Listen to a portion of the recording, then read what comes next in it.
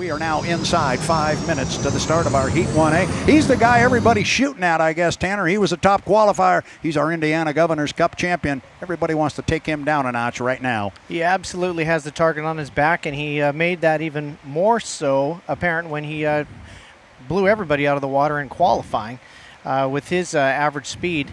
Several miles an hour faster than the next taker. So he's definitely got the top speed and will have his eye on a specific lane. Whether that means the outside lane, we're about to find out. So our boats are out on the race course at the 4 minute and 10 second mark. You see up the backstretch there, it is Andrew Tate, and he is right alongside Corey Peabody. Expect to see a lot of that this weekend, and it starts right now with our Heat 1A. For those of you who are new to our sport, and Tanner, we went through our start procedure. We went through our start procedure before we got real busy here, and it is all about a clock start. 3 minutes and 43 seconds until the start. You want to have your boat on the start-finish line when that clock strikes 0. But between now and then, these boats are jockeying for position on the race course and what lane they will be. Keep an eye on Corey Peabody here and see if he doesn't make a left-hand turn, but Andrew might block him by going left himself, and there goes Corey. Corey takes the left right there. Great job on the camera work, guys. They picked up on that. Corey cut the course to get to the inside of Andrew Tate. Andrew was to the left of Corey. Corey slowed down, made a legal maneuver, and jumped to the inside lane. Now, way up at the top end of the race course is J. Michael Kelly, but we kind of saw some of this morning. Dave Vilwalk, there he is on the right-hand side of the screen. He is just barely moving up the backstretch. So his strategy here is to go very, very slow.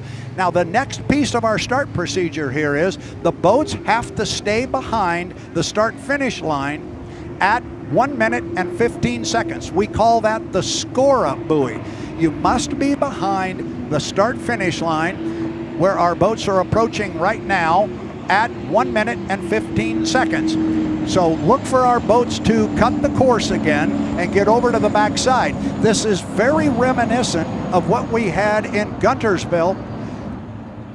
Very reminiscent of Guntersville when the boats were all jockeying to get their lanes.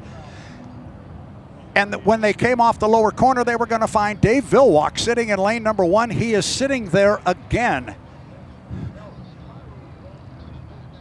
So Dave Vilwalk is sitting in lane number 1 up at the top end of the race course. Keep an eye on the clock. We are at a minute 55. We're at a minute 55. Remember, they have to stay behind the start-finish line at the 1 minute 15 second mark. So everybody's good. Here comes Dave now. Dave is going to accelerate. He's in great shape because we are at 140 before the start. Tanner Faust, I know you can hear me up there at the top end of the race course. Dave Vilwalk did a very similar maneuver to what we saw in Guntersville. He was just crawling up the backstretch. Yeah, he's done that move before. It actually worked for him. I mean, it didn't pay off in the long run, but it worked for him to get the inside lane. We'll see if that works out today. Okay, so now they're coming down 120. They got to be behind the start-finish line at 115. They're going to be legal. This is a legal score-up. This is not the start. And look at J. Michael Kelly. He is way behind the field. Mike is up at the top end of the race course, so I don't know what Mike is doing. I'm not sure if he is having a problem or not, but unfortunately, J. Michael Kelly is not with our leaders as they go down to the bottom end of the race course. That was not the start, but it is Dave Vilwalk in lane number 1. It's Corey Peabody in lane number 2, and it is Andrew Tate in lane number 3. J. Michael Kelly must go all the way down to the bottom end of the race course. Now, up the backstretch, our boats can still change lanes if they have a 5 boat length overlap, but that's not going to happen because you can see how close they are. When they get to the entrance pin of turn 2 at the top end, whatever lane they are in at that time, that's the lane they must start in. And our spotters here to my right are telling the other boats that here comes Andrew Tate. He's coming with a lot of speed on the outside. Tate's going to be on the outside, but he's going to have a lot of boat speed. Going to be Vilwalk in 1, Peabody in 2. Andrew Tate's going to be on the outside. It's time to start the 115th running of the APBA Gold Cup. We are 3, 2, 1. mark. Andrew Tate's going to break the clock from lane number 3. Then Peabody was across in second place. He is in the middle lane. Villwock is back a couple of boat lengths, and he is on the inside. It is a clean start down to the bottom end of the race course. Who's going to get down there first? It is Peabody. Peabody in lane number 2 is going to have the lead, but I can tell you, Andrew Tate is right with him. Villwock is still in the hunt on the inside, and there's Andrew. Andrew and Corey are side by side up the backstretch. Look at them. It looks like one boat there, but it's really 2. Tanner, this is as good as it gets. This is absolutely amazing. On the outside, you can see all the boat lifting from Andrew Tate as he's maximizing the speed there, going into the wind, the fastest part of the racetrack, trying to use the speed he had in qualifying. Corey Peabody just won't let it happen. Oh, and Dave's getting wet up there in the corner. Dave could not hold his line through the corner. He went wet going through the rooster tail of Corey Peabody, but he is still going. The race is out front. We're going to put the first one in the books, and remember, we go 4 times around. Peabody, he's got about 4 boat lengths right now on Andrew Tate, and I'll tell you what, Tanner, Corey Peabody is showing a lot of speed.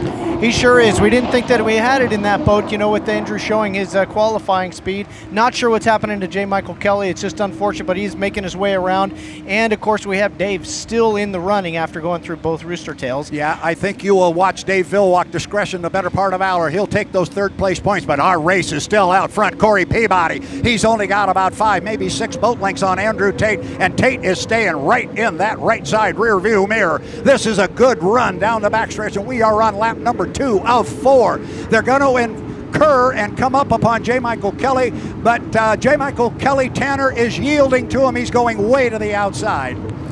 Yeah, he sure is, and Andrew Tate is getting a push, really not as wide as I would have thought. I thought Corey might have driven him a little bit wider there, but it looks like super clean racing here so far. Yeah, it is. It looks really good so far, and right now it is Corey Peabody, and he is opening up a little bit of water on each turn from Andrew Tate. He's moving out a little bit on him, and at some point you're going to wonder, where does Andrew Tate say, all right, you got me in this one. Remember what Tanner and I said, you can't win the Gold Cup here, but you could sure lose it. I'll tell you what, Tate closed down in that lower corner. He got a little bit tighter to Corey. He's back within about 6 boat lengths. This one's still not over, Tanner. This is a good one. No, it sure isn't. He is gaining on the back straightaway. Again, this is into the wind and the fastest part of the course. It's where we've had blowovers and testing. So it's a place that just have to be a little bit careful, but both of them really floating the boat out of the water more than we saw in qualifying even. Corey Peabody sending a bit of a message here that I've got a lot of boat speed here, and if I get inside of you, you're going to have your hands full trying to get around me. Peabody's going to come down. He's going to pick up a white flag, meaning 1 more to go. Tate doesn't want to let him go. He's going to try and stay in that right side mirror. I don't know if he is going to be able to catch him. I think he's actually closer to him, Tanner, than he was the last time, but I think Corey knows right where he is. Well, Corey ran him just a little bit wide on the entrance into this downriver part, and this is as close as Tate has been in a while, like you said. But Tate now is stuck in the ripple of the previous lap. That may back him down coming onto the back straightaway. And you're exactly right, Tanner, and he was stuck in the ripple of that previous lap because Corey ran him right into it. Corey's telling him right where he wants him to drive, and the spotters are telling Corey where to shove Andrew. That's just good driving. But I'll tell you what, here comes Andrew. Andrew is closing at the top end of the race course. He's pulled up to about 4 boat lengths behind Corey Peabody, and this is the final lap. This is for the checkered flag. There's Corey. Where is Andrew? There he is. I think he's going to run out of real estate. I think Corey Peabody has got him. Heat 1A of the 2025 APBA Gold Cup will go to Corey Peabody. Second place will go to Andrew Tate in the Goodman Real Estate. Wow. Our third place boat is entering the corner at the top end of the race course. You see it on the screen up there. That is Dave Villwock. Dave Villwock in the U27, the Miss Apollo. He was with the boys. He was in the middle of that heat from an inside lane until he couldn't hold his lane at the top end of the race course, slid out, got into Corey Peabody's rooster tail. The good news there was it put the fire out for a moment, but it did not put the boat out. He was able to keep going, and he just came home with a third place finish. J. Michael Kelly will come down right now, and just going to check on the flag here. There is a white flag still for Mike, so he's got 1 more lap to go. Don't know what happened to Mike there, Tanner. He when it came down for the score up, he just wasn't there. He's obviously having some sort of an issue. Yeah, they've been making changes to that boat, and it's not like they can just drop it in the water and test it. You know, they try to dry start it and try to run it, but that's without load when it's sitting on the boat dock, or when it's sitting on the trailer. So it's unfortunate. He gets in there, you could tell right off the bat that he knew something was wrong, and that was his race done before it ever started. Corey, you mentioned to me earlier that your success here on the Columbia River comes down to being in the right spot at the right time, a balance of both luck and strategy. Were those the same keys to this heat? Because you were really able to shine. Yeah, it was it's kind of cat and mouse there in the beginning with me and Andrew, just kind of squirting up next to each other. And then, at some point we have to break off and do our own thing. So it worked out for us this time. That was a hell of a heat. Dave and Andrew and Mike, they're all fast boats. So for us, that's a heat you don't want to draw, but for the fans, I'm glad they got to see that. That was a good time. Andrew coming from behind like that, trying to run me down, and just it was a good race. Let's just say that. Absolutely. And talk me through that game of defense you had to play, because you were pushing for the entirety of that race. Yeah, they're super fast, so we have to do what we got to do to stay out in front of them. With this Gold Cup format, we have an extra lap on there, so the water's rough as shit. Sorry to say it, but that's what it is. I'm just giving you the facts here. That extra lap really churns it up. It's more like a final because you got 4 laps instead of 3. So, we all got to go through it, every one of us. I know Andrew's going to be hunting me down now that if we got this win over him. So we're just going to do what we do, go to the data truck, check everything out, see if we can make any improvements, and we'll go from there. A well-deserved victory. Congratulations, Corey. All right, thank you very much. And be ready to go. It's Heat 1B of the 2025 H1 Unlimited APBA Gold Cup on the Columbia River. We're just getting started here with racing. Should be another good one here.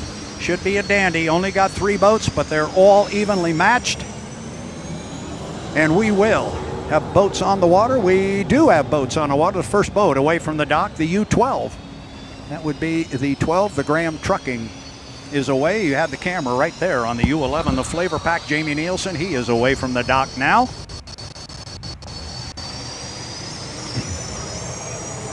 I had to step off to the left there a little bit, do fist bump with my buddy Ben Dowell. He's happy to hear and see his boat away from the dock. Great shot there from the drone, just beautiful there of the U11 Flavor Pack, and we've been talking about it, Tanner, since we got to Gunnersville. This character, Jamie Nielsen, does an amazing job of grabbing an inside lane. Let's see how he plays this. He definitely was not in any hurry whatsoever to get out on the race course, and he's trailing everybody going up the back chute. Yes, he seems widely known as, in the conversations I've had with other teams and crew chiefs and even owners, as somebody who gets the most out of the boat that he's in.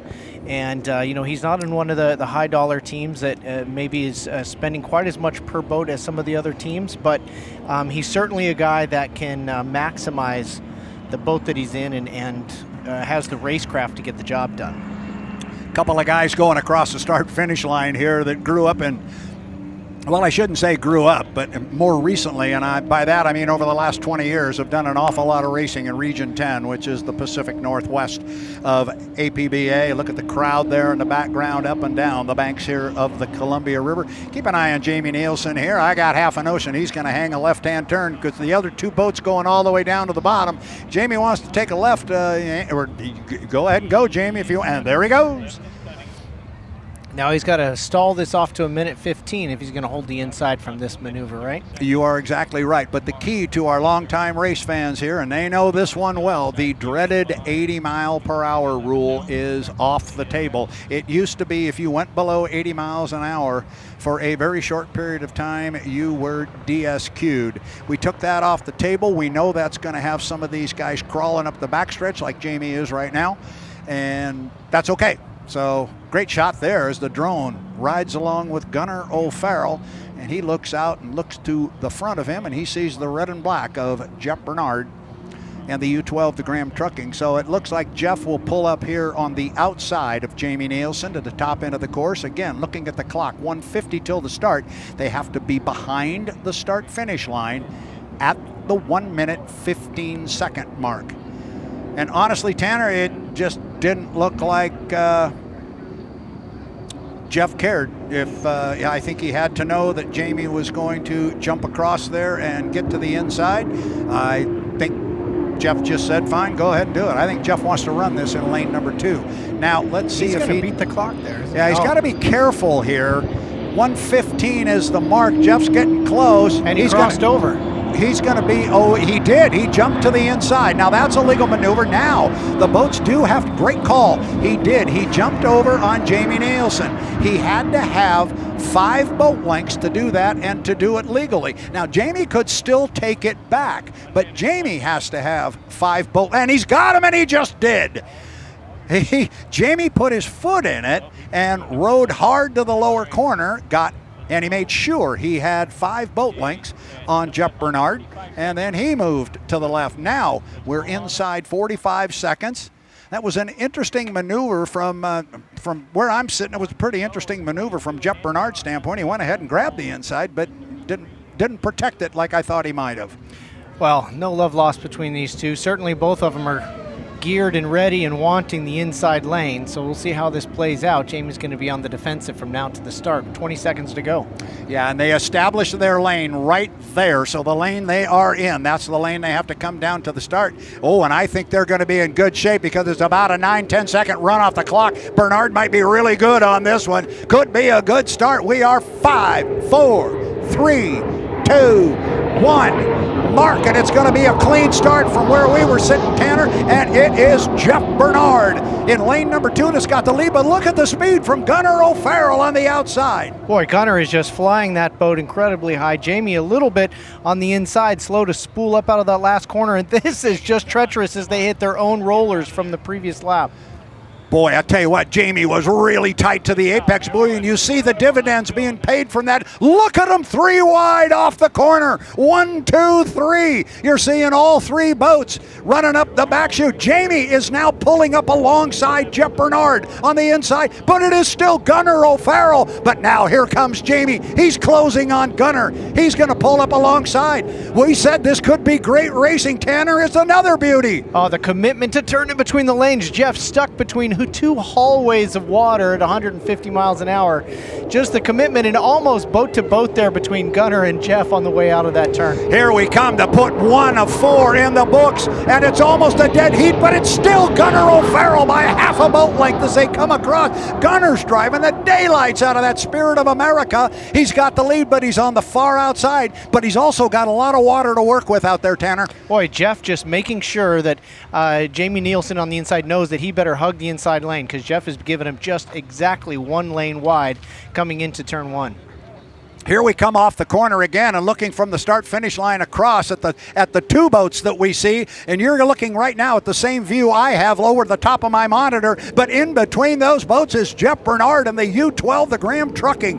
This is an outstanding race up the backstretch, side-by-side racing.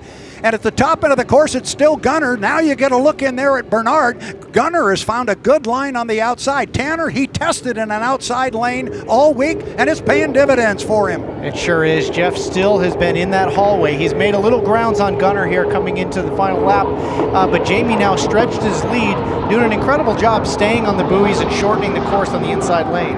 He is doing a great job. Gunnar O'Farrell is showing me a lot of boat speed, and look at this. Still 2 more to go. This is lap 3. Remember, we go 4 times around, and you called it perfectly on Jeff Bernard. He's driving in the hallway, and that hallway's getting deep. He's getting caught back there. This is not a good spot for Bernard right now. Yeah, he's catching spray from Jamie on the inside lane, and he almost looked like he had to back out of it a little bit there in turn 1.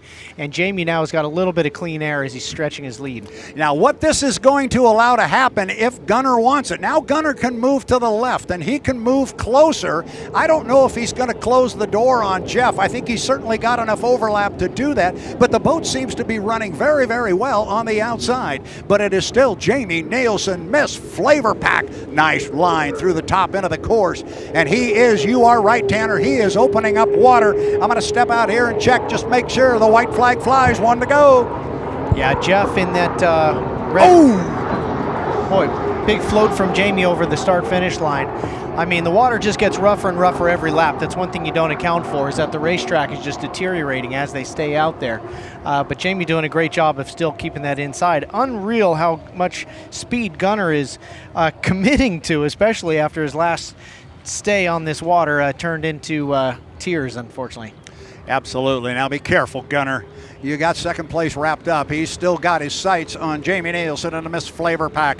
But I think this one pretty much has got the shouting over. I think he's going to run out of real estate. But I'll tell you what, Gunner O'Farrell's a gamer up the backstretch. He doesn't want to let him go, Tanner. No, he does have a higher top speed on that treacherous backstretch right there. Jamie just needs to hold his line on the inside one more time, make his way to the checkered, and Jeff looks like he's understands where his position is and just going to take his third place there in the red boat. Here comes Jamie Nielsen. He's going to come down and pick up a first place finish in our Heat 1B, 400 points in the Miss Flavor Pack. Then the Spirit of America, Gunner O'Farrell, with a great run on that one. It was outstanding. And Jeff Bernard, as you call it, he just got in a tough spot. Once he fell back a little bit in the hallway, he was in deep trouble. Boy, you've watched vintage boats, they give each other so much space, and then you get into the unlimiteds, and the hallway is narrow. The gloves come off. Oh, he turns in there, and it's like it's like driving through concrete wall. So it's two really incredible races, first and second within a rooster tail both times, not really being able to call it until basically the last lap. It's awesome stuff. We should do these heats like this more often, where they pair up to the boats that they're closest to in qualifying. It makes for good racing. I think we have a new advocate for the fan plan right here. Let's send it down to our Erica Allreed. I believe she is standing by with what has to be a very happy Jamie Nielsen. Erica?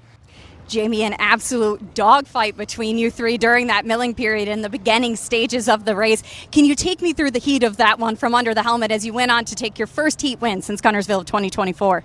Yeah, holy cow, what a race. So, we knew it was going to be a real battle. I mean, anytime you're racing against Jeff Bernard, you got your hands full, and especially if you want to try to get the inside lane, because as you saw, I mean, he's a heck of a driver. Even though he's had some time off, he picks up right where he left off. But so happy for this U11, this Flavor Pack team. To score first place, but 400 points in the bank to start the Gold Cup weekend. I mean, we couldn't ask for anything better. So, what more could you ask for, and how do you intend to replicate this effort in the second heats?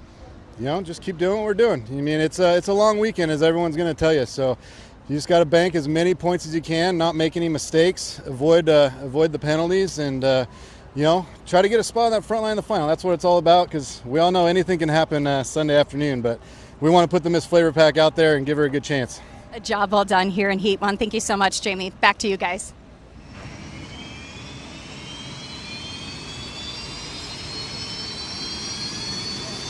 So far in 3 out of 3 heats that I've seen Dave Billwalk run, he has taken the inside lane by nearly stopping on the course on the inside, forcing the hand. Is that something you've seen over the last 60 years of watching him race, or 40 years, I should say? Well, it's actually really interesting what you bring up, because, and I talked about it a little earlier, but I really didn't go into any depth on it. But up until last year, we had this 80-mile-an-hour rule. So you could not drop below 80 miles per hour. And if you did, you got a penalty. Now, I see Dave is away from the dock now. He's coming on the race course, as has Jamie Nielsen. We'll see if Dave wants to play the same game. He is way down at the bottom end of the race course. Meanwhile, our other 2 boats are up at the top end. That's going to be Corey Peabody. That is the boat on the left, and Jeff Bernard, who is driving on the inside lane right now. So with 3 minutes and 20 seconds, we got boats spread all over the race course. We talk about the start procedure, Tanner. These guys can cut the race course if they want. They don't know what lane they're going to race in, and Dave is cruising up the backstretch again. Now, do they have to cut the race course straight down the middle, or can they cut it anywhere? Obviously, there's safety boats out there. There must be some sort of regulation on where they cut the course. There are safety zones where they cannot cross. If they do, it is an immediate disqualification. And one of the places you can cut is on the Grand Prix course, and Jeff Bernard just did it. So Bernard cut. Here goes Corey. Corey's going to go.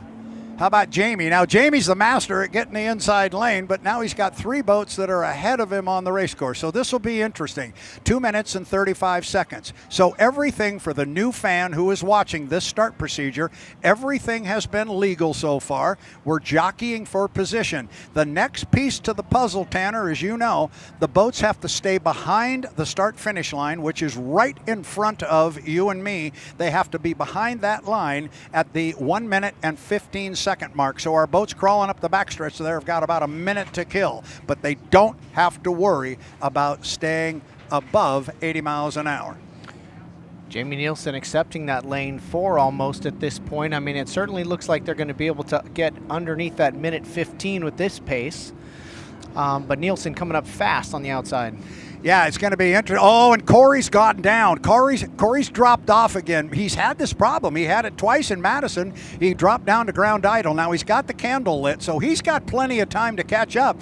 But Corey's going to find himself maybe in an outside lane. So not a good deal for Corey Peabody at that point. At a minute 30, they got to stay behind this line at 1 minute and 15 seconds. Dave Villwock cruised slowly up the backstretch, but he yielded and let Jeff Bernard get inside of him. Now here comes, is this Nielsen? Yes, it is. Nielsen's going to try and make a move. He's got to have 5 boat lengths or a rooster tail, whatever is longer, and this is going to get tight because Jamie wants to move over, but Corey's flying in there, and he ran down there hard. They're getting really tight in there. And I tell you what, Corey Peabody got really, really wet going down the front end of that, and there's going to be some discussion about that. We'll let the officials take care of it. But that was Jamie trying to make a jump and move to an inside lane, and Corey going, no, I'm here. That got really close. Well, this will be interesting. Corey takes the outside at this point, but there'll probably be some sort of protest about that. I mean, it didn't necessarily go a smooth way, and certainly looked like Nielsen wanted to occupy that same space on the third lane. Yeah, that's going to be interesting, and I'm sure the teams up on top of the tower, they will take a look at that. Meanwhile, we are going to go racing. We'll let them look at that. Our lanes are set. It is Jeff Bernard in lane number 1, and the buoy he goes by right now. That's the lane they have to run in. The lane they are in when they cross the entrance pin to the corner, that's the one they have to bring down to the start-finish line. Peabody's going to be on the far outside. It's Bernard in 1, Villwock in 2, Nielsen in 3. We are 3 seconds, 2 seconds, 1. Mark looks good to me, and Peabody broke the clock on the outside. Corey's going to run in an outside lane. Looks like Bernard is back and driving in the hallway down there. It is a clean start on the screen. Driving down the hallway in there is Villwock again. Bernard was back on the inside. Corey comes out of it's Dave Villwock who comes out of the corner first.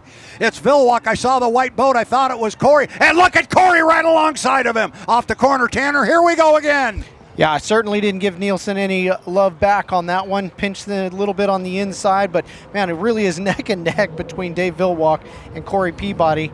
Dave showing that he's here to play with this pace. Yeah, he sure is. Villwock's got the lane position. Corey's got boat speed, although Dave gobbled him up coming down the backstretch. This is where that inside lane's going to pay some dividends for Dave Villwock. Look at Corey Peabody stay right on his right side sponson. They're going to come down and put one in the book, the first of 4, and they're going to be dead even. It is Villwock. It is Peabody. And it's a boat length for Villwock. Tanner here. This is another really good one. Now we got all that experience from Dave paying off. You can see how wide he pushed him in the second turn. Now we're back in the first turn up next to the bridge. We'll see how wide he pushes Peabody as they go through the roughest water we've seen so far. Coming off the corner, it's Villwock. He's got a couple of boat lengths there on Peabody, but Corey's right with him. Corey doesn't, and there's the front end of the U9. Side by side racing here on lap 2 of 4. Remember, we go 4 times around. Villwock and Peabody, they are tied together. That looks like one boat. It is 2 up the backstretch. Now they get to the entrance pin. This is the second of 4 times around. Villwock is on the inside. That's the U27 of Miss Apollo. It's the U9. And Corey Peabody and the Beacon Plumbing on the outside. This looks like a rerun of lap number 1, but it's lap number 2 this time. And they will come down side by side. Villwock, Peabody, and it's Villwock again by 1 boat length. The same lead he had last time. Yeah, they really are maintaining. You can see in the corner that shorter course on the outside lane gets Dave out ahead. And then at the end of the straightaway, Corey's reeling him in. Both drivers keeping the boat out of the water as much as possible. Jamie Nielsen driving a Miss Flavor Pack is solid in 3rd place, and then it's back to 4th place, and Jeff Bernard of the Graham Trucking. Here come our 2 boats off the corner once again. Corey's side by side. Look at Corey's out by about a boat length now, and it's been about the top. It's been from the halfway mark of the backstretch to the top end that it looks like Dave has been able to gobble him up. up. I think Corey may have acceleration, but I think Dave may have top end on him. Now they get to the corner, and Dave did not gobble him up this time. Now Corey's going to hold him in tight, but he's got to give him a certain amount of lane space. Corey's going to drive him clean, but he's going to hold him tight. A nice job there by Corey Peabody, and he is now starting to assert himself, Tanner. He had a great corner at the other end. He sure is. He pinched the exit off on Dave a little bit tighter than David wanted to go, and certainly tighter than Dave has done in the last few laps. And then Corey got the nose up out of the water on the exit of that corner and just accelerated away. And I think that is some of the wisdom there from our favorite Dave Villwalk. I think he said, all right, you got me on that one, and he's going to let him go and take that second place finish. It is lap 3 of 4. I thought, is this lap 4? It says the final lap, so this must be our 4th lap as the guys go across, and the white flag flies. Yes, so this is lap number 4. Up the backstretch, Corey Peabody, what was a side-by-side, deck-to-deck duel just a half a lap ago, has now really opened up into a rather large parade, and it's going to be Corey Peabody if he can come down and pick up the checkered flag. But we've got some things to sort out at the end of this one. We do. The pre-race was a little bit ugly, and you don't know what happened to Dave. I mean, he could have had some sort of problem at the end there. But in the meantime, a checkered flag flies for Corey Peabody. He's going to come down and pick up his second first place finish on the day and on the weekend. Here comes Dave Villwalk. He will come down and pick up second place points. A good finish. I'm very, very impressed with that older boat. It runs extremely well. So second place to the Miss Apollo, the U-27, Dave Villwalk. Here comes the U-11, the Miss Flavor Pack, and Jamie Nielsen. He will come across in a solid third. Jeff Bernard. Jeff was back at the start, and he trailed the field going down into turn 1. Well, let's go down to the pit area because I understand our Erica Allreed is standing by with our unofficial winner of Heat 2A. That would be Corey Peabody. Erica, take it away. Corey, an exciting race for you from start to finish, to say the least, in that one. Can you take me through your point of view through those exchanges? Well, it's just we popped down onto ground idle back there, and so I had to get it back up when we were going to the score up, and I tried to poke a hole in between Jamie and Dave, and it got hammered pretty good, but you know that's part of racing, so I don't know, it doesn't really matter, you know, so we'll see how everything turns out, you know, data and all that good stuff, but good race, good heat win, so great to have the Beacon Plumbing boat on top again. Great to see you up top, and through that race you had all of that excitement, and then your mirrors were also folded in. So what was it like negotiating all the variables and still finding your way to the top? Well, it was just radioing back to everybody, be like, they're saying come over. I'm like, I see Dave over there, but I mean, Jamie's there somewhere. So it's like, when can I come over? I need to know when I can come over on Jamie. So, because I had no mirrors at that point because they were folded in. But, I mean, that's a part of it. So hopefully everything's good. I mean, I don't know. I just want to win races and get into this final. Congratulations to you and the team. Guys, back to you. We've got to be inside 5 minutes because there's nobody touching that boat, and I see Andrew Tate's coming away in the background. So how about you and I as we look at a hot start here from JMK and the U8, the Beacon Electric. He will blow that out and be on the race course. There's a guy who needs some points in this particular heat. Tough getting matched up with Andrew Tate, but he needs points. He does. Andrew Tate has certainly shown his speed, shown his race pace, and his qualifying pace, and will be tough to beat. But J. Michael Kelly has all the experience in the world. He does indeed. J. Michael Kelly has been a master at getting a strategic lane and making it work to his advantage. So we watch J. Michael Kelly and Andrew Tate in this one. They're going to square off against each other. And then we're going to mix Gunnar O'Farrell into this whole thing. Let's give the young man his due. He had a heck of a run in our first heat, or in our second heat today, when he finished in second place. So Gunnar O'Farrell will be in this one. You're looking at him there, the U-21 Spirit of America, the predominantly white boat with the red, white, and blue lettering on it, Spirit of America. There it is. There still has the checkerboard effect, and if that looks familiar to you, Tanner, that's the checkerboard effect they had when we were over here for the test session, and the boat ran as the Lake Ridge Paving, which is the family business over on the west side of the state of Washington. So our start procedure once again, if our new fans were with us in the last heat, we kind of walked through it, got a little hairy on the last one. We'll see if this one might be a little cleaner. It is Heat 2B of the 2025 APBA Gold Cup. It's the 115th running. Well, here we got something going on right here. Andrew Tate, I don't know if he wants to move over on Mike.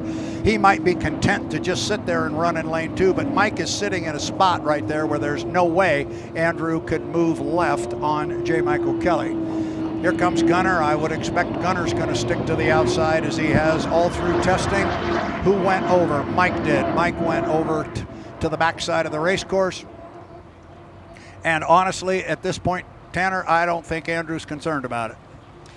No, he certainly has the pace over this, and J. Michael Kelly would have known that too. So he may have committed to the inside lane and said, hey, if I can't beat him down the straightaway, I'm going to shorten the course, gear for the slower exit on the inside, and that's going to be my best bet, is to racecraft him out of it. I just love how cerebral this whole process is. They need to know exactly how many minutes and seconds there are before they can cut the corner. They can't come to a complete stop, as we've seen. They generally stall the compressor, but there's just so much going on in this pre-race as we click into 2 minutes. Yeah, and you're exactly right. Legally, yes, they could shut it off. But to your point, that stalls the compressor and you go all the way down, and then you may spend the next minute trying to wind it back up. So a minute 45 on a clock. They have to stay behind the start-finish line until 1:15. One piece we haven't touched on is what would happen if somebody jumped across the score-up buoy before 1:15. They will be radioed by the officials to slow down, drop back, and move to the outside.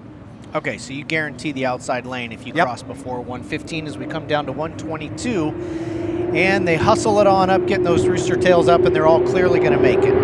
Yeah, and I think that there's 1:15 right there. I think what you're seeing here for the starting grid, this is the way they're going to run. I wouldn't expect anything's going to change. I think Andrew is comfortable in lane 2. I think Mike feels that if he's going to run with Andrew here, I think he feels he's probably got to get the jump on him and be on the inside of him. So, and Gunner, I think he's just going to stay out of the way here. I don't think he wants to jump in the middle of that war. Well, as we saw in some of these replays, if you caught that 2006 replay, I mean, the boats look similar.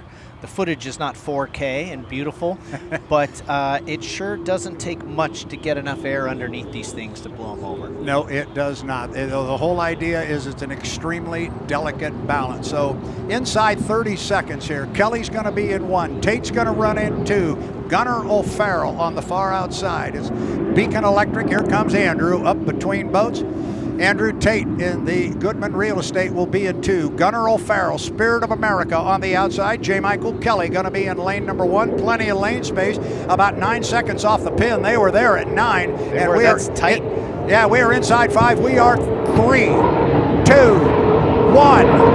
Mark, and I think it's legal, and man, was it good. J. Michael Kelly broke the clock from lane number 1. So we got the good start. It is indeed a clean start, and Andrew is back about 2 or 3 boat lengths as they get to the entrance pin of the corner. Now Kelly's going to get through the turn first. You can see the other 2 boats, rooster tails on the outside. Andrew's back about 4 boat lengths. Kelly got the start he wanted, Tanner, but now he's got his right side rear view mirror full of Goodman Real Estate. He sure did, and Andrew was hugging that second lane, hugging the first lane pretty tight, and ended up getting some pretty big kicks of water from J. Michael Kelly, which backed him down a little bit, and he's got some work to do. So Andrew is way back. I thought he was right alongside J. Mike, but Mike's got a bigger lead than I thought. He's going to have to hold it for 4 laps. A good run off the top end of the race course. J. Michael Kelly running like a rocket right now. He's coming down with a full rooster tail lead. That surprises me, Tanner, that he's running this well right now. Yeah, the exit of turn 1 caught Andrew just a little bit, almost to the very exit, kind of mid-corner, but Andrew is reeling him back in. This is going to be tight. He's got a couple laps to get it done, but he needs to stay out of some of this spray because he's taking a little bit wider line and not getting swallowed up by that wake quite as much as he did on the first lap. Now remember, J. Michael Kelly is in control of this race course, so when they get up here to the top end, he can push Andrew around a bit, and don't be surprised if you see him take a wider line through the corner. When he's running up here like this with the rooster tail lead that he has, Andrew can't see the buoy row. Andrew cannot see the buoys. Mike's going to do his best to hide those buoys from Andrew. And Andrew's still staying in the rooster tail, but barely. He's back just about a full rooster tail. Kelly comes out to about lane number 3.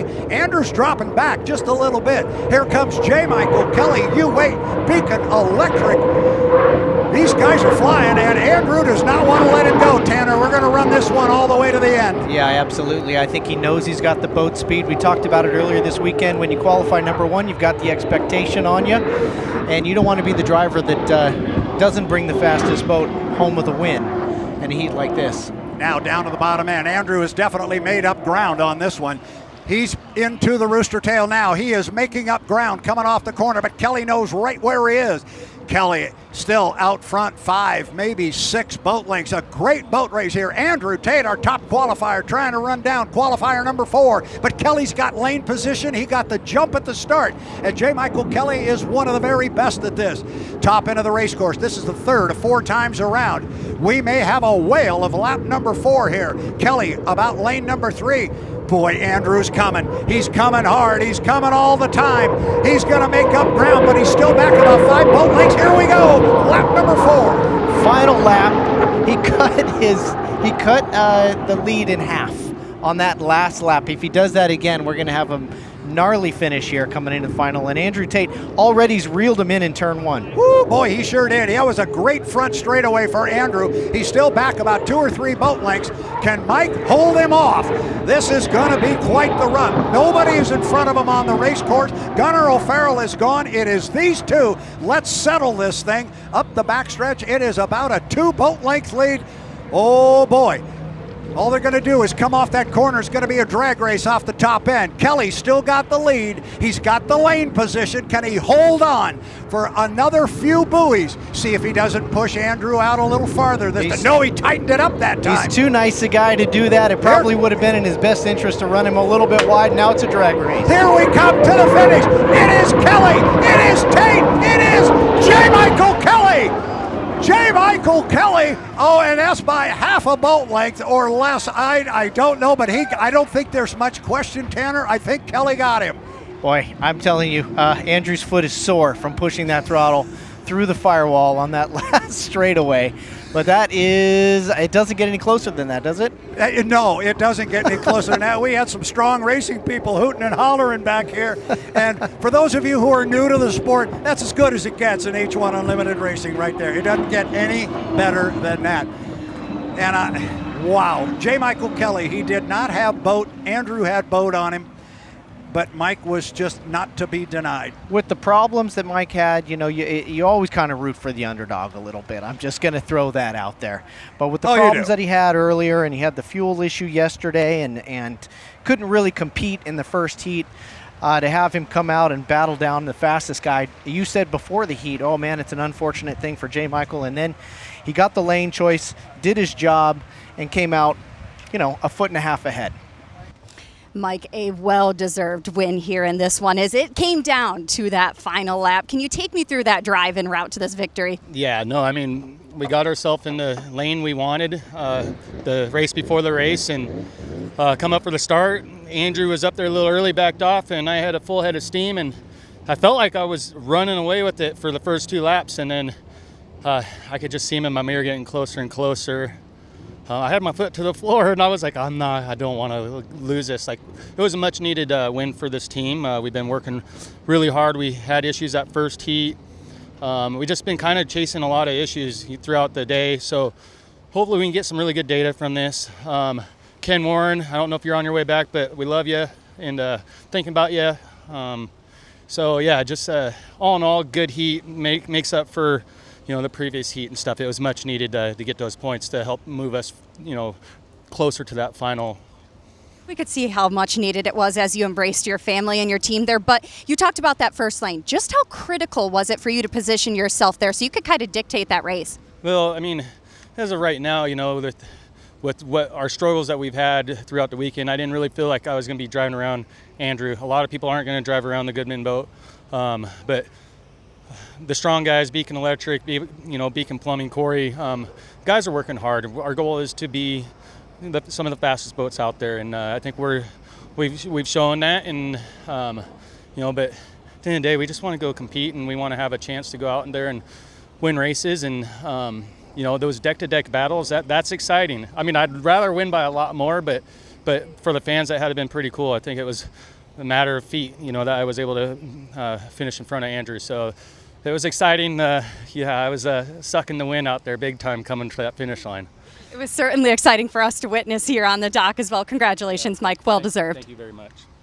Yeah, and we just hit the 5-minute mark. The boats can come away from the dock now, and they will, and come out on the race course. It is Heat 3A of the 2025 APBA Gold Cup from the Tri-Cities. 1, 2, 3. All 4 boats are coming away. Another hot start out of the U8. J. Michael Kelly in the Beacon Electric. That's the boat on the far right-hand side of the screen, not coming out quickly with the other 2. Keep an eye on Andrew Tate in this one. I think what he learned in the first heat with Corey yesterday was the way things stood then, he couldn't let Corey get inside of him because he wasn't going to be able to drive around him. I look to see if Andrew Tate will try hard to get an inside lane on Corey and see if he can beat him there. Yeah, those two definitely were out aggressively fighting for the inside, but Jamie Nielsen as well showed his hand early on by placing himself on the inside. Now, none of these drivers like Super Dave will just go out there and park on the inside and risk stalling the motor, but the strategy's already started and the boats are completely spread out now, so it's really interesting how it plays out from here. We will keep an eye on that. You are right. Dave doesn't normally do that. We'll find out in the second heat. We saw him trolling a little bit earlier this morning. Maybe he will try it. It's all about doing something different every time you come out on the race course. It is Heat 3A of the 2025 APBA Gold Cup from the Tri-Cities of Washington. We're looking at 3 minutes and 30 seconds, 3:30 till our start. Our field again, the U8, the Beacon Electric. You're looking at that boat right there on the right-hand side of your screen. Off to his right on the left side of the screen, you see the white Beacon Plumbing, the U9, Corey Peabody. Andrew Tate right now is coming off the bottom end of the race course. Looking for Jamie Nielsen as we walked over here. I do not see Jamie Nielsen. He got held up just off the dock there. Looked like he got it refired, but it may have blown out again. So I'd look for him over by the dock. He only got about 30 feet off the dock before he shut the power off. And look what's going on here. We were just talking about the possibility that Andrew Tate might make a move to get an inside lane. He is sitting on the inside right now, although J. Michael Kelly just went by him. Now you see Andrew give it a little bit of a squirt, because if Mike were to get 5 boat lengths or a rooster tail length, he could move over on Andrew. So Andrew gave it a little bit of a squirt there and said, no, I'm right here. Give me room. And he does, tight there as they got to the entrance bin. And we are still very early in the process here, and I am not seeing Jamie Nielsen. Unfortunately, this is starting to look like he may not answer the bell. The rule is, Tanner, Jamie Nielsen has to be up and running and on a plane at the 1 minute mark to compete. Now we see J. Michael Kelly has said see you later. He comes down here across start finish line with a head of steam, and now he's going to cut and head over to the backstretch. Andrew decided that was a good idea to let him go. Now the next part of our start procedure is they have to stay behind the start finish line at 1 minute and 15 seconds. Clearly Andrew's going to park in lane number 1 and just come down here very slowly. Remember, the 80-mile-an-hour rule is off the table as Mike charges up the backstretch. Now I've noticed that it's not just a matter of throwing it in neutral and cruising along, because the boats will stall or blow out at ground idle. We've seen that from Corey Peabody. We haven't seen it from Andrew Tate, but he seems safe behind the 115 at this point. Yeah, and you saw he had to bring, but he is sitting in lane number 2. He is sitting in lane 2. He let Corey jump inside of him, and now Corey's going to pull up alongside. I would have thought Andrew, with all of that work, would have said, I'm going to take lane 1. I don't know if he caught Andrew a little bit by surprise. Again, that was the score up, not the start. So right now, Peabody is in 1. Tate is in 2. Kelly is in 3. We're inside 1 minute. That surprised me a little bit, Tanner. Yeah, J. Michael Kelly had such success on the inside. He just couldn't position himself on the inside on this particular run. Unfortunately, as you mentioned, the 1 minute mark, Jamie Nielsen not on a plane at that point. So and if Kelly had ideas of getting a big jump up the backstretch and moving to the left, he's got to have 5 boat lengths, and he can't get Andrew wet. Ooh, the referees are he's got to have 5 boat lengths or a rooster tail length, whichever is longer. I don't know. The refs, I'm sure, will take a look at that, but he definitely got over in front of Andrew. I was just about to say he couldn't do it. Now, here's the downside of it. He's way early. J. Michael Kelly. You watch Andrew Tate. He's going to bring speed. So is Corey. Now they try to get the power on. 1 second mark. And that is very, very close. I think J. Michael Kelly was early. He might have been. He flies the right sponson coming down. He's actually got the lead as they're going to go down to the bottom end of the race course. The start is clean. That must have been within 1/10 of a second. Yeah, it's a coat of paint on that one. But Andrew now is way on the outside, running in 3rd place. Corey's going to come off the corner first. You see Corey. You see Mike. There you see Andrew's air scoop. Holy cow, we're 3 wide. Going down the backstretch in our Heat 3A of the 2025 Gold Cup. I've said this a few times, Tanner. You could throw a blanket over those 3 boats. Yeah, these have proven to be the 3 fastest boats of the weekend, and they're all out for these points that are up for grab here in 3A. All right, top end of the race course. Corey in 1, Kelly in 2, Andrew in 3. Andrew's trying to drive around the fastest boats we've got here besides himself. He's pulled up alongside Kelly, and he sets his sights on Peabody, but this doesn't get any better. Here we go again, Tanner. I mean, it's just insane. Now J. Michael Kelly, if he gets behind Andrew, he's going to be driving through the hallway in this first corner. And he is. He's down in the hallway now. Possibility of getting splashed through there and getting buried. Oh, it's not a good place to be. No, it's not a good place to be at all. J. Michael Kelly is falling back, and here we go again. Remember, fans, we're going to go 4 times around. Now it is Corey Peabody, and it is Andrew Tate. Mike has dropped off the pace. Yesterday, when these two squared off, it was like this with Corey on the inside, Andrew on the outside, and Andrew was unable to drive around Corey. He's trying it again. I thought he would try and get to the inside of Corey, but he's going to try and do it on the outside again. They're going to come down and put 2 in the book with still 2 more to go. Remember, we go 4 times around. Peabody out in front, the Beacon Plumbing by about 3 boat lengths. Boy, Corey really shortened the course on that tight corner, took a really far inside line. Andrew flowing a little bit more speed on a wider line. And on that straightaway, it's paid off. He's almost got it dead even coming into the downside of the track. Those guys are hitting the bottom end of the race course close to 190, 192 or 3 miles per hour. Now coming off the exit pin, still Corey. But I'm telling you, Andrew is right there. They could reach out the window and talk to each other. Peabody, Tate, up the backstretch and dead even. 1 boat length between the 2. Now Andrew pulls up alongside. Andrew with some boat speed at the top end. This is the part of the course where he was gaining on Mike yesterday, and he's going through the same game plan here with Corey as they touch. I think they touch going into the upside of the track. Mighty close. They almost got together again. These guys are swapping a little bit of paint. Tate, Peabody, almost dead even, but Tate now by 1 boat length, and this is the final lap. We'll check and make sure we're looking at a white flag, and indeed we are. This is it, final lap, 4th time around. Who's going to pick it up? J. Michael Kelly comes home in 3rd. Peabody got down to the bottom end of the race course first, but if it was not by more than half a sponson. Andrew drifted out a little bit wide there. That cost him some time, Tanner.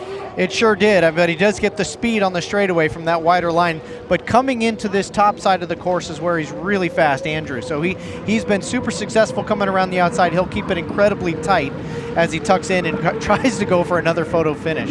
Yeah, here we go. This is the run for the checkered flag. This time Andrew is back just a little bit. He's back about 2, maybe 2.5 boat lengths. You'll see him pop out. There he is off the top end of the course. And now it's a drag race to the checkered flag. It's Heat 3A of the 2025 APBA Gold Cup. It's Peabody, it's Tate, and it's going to go to Corey Peabody in the U9, the Beacon Plumbing, Andrew Tate in the Goodman Real Estate. I don't know, honestly, if I have ever seen 3 second-place finishes where somebody worked that hard for him, and Andrew's got 3 of them, and holy smoke.